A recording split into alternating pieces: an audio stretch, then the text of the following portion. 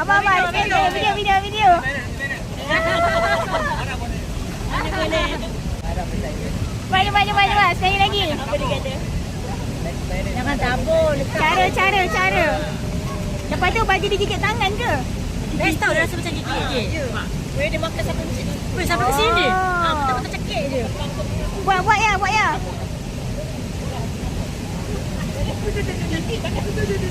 Awak genggam, buka sikit je. Dia akan sedut. Tila macam tila dekat sama. Korang semua salah teknik. Makanan baru belajar. Salah teknik semua ni. Tak boleh. Wah, tengok. Awak tu nanti dia pegang. Siapa berjaya dapat hadiah RM1.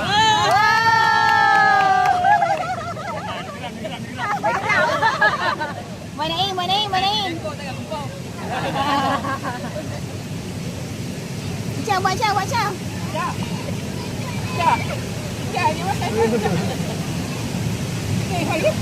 Buat apa? Angkatlah.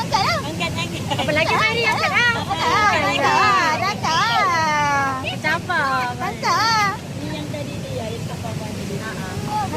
Dia macam ni je. Pegang kepala. Dia kena pegang daripada bawah pun. Jangan bagi terlepas.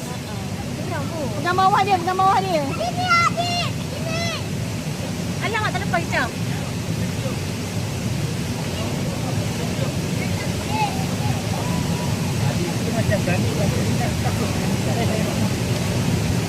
Dia kuat lah yang semangat dia. Nak jalan dulu. Dia lagi kuat daripada Abang Yusuf. Mana Yusuf? Yusuf. Dia tutup Mayan dah. Kalau pandai dia. Anak-anak aku tak sangat. Lagipun dia orang kan tak boleh. Sejuk.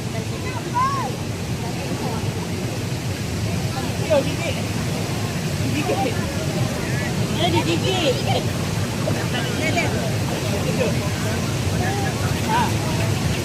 Best bunyi paman aja tu.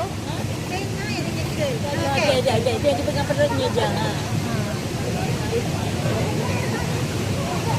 Wah, macam tu. Orang kena tahu teknik. Teknik. Ni dah kena tuan ni. Dia kena tuang.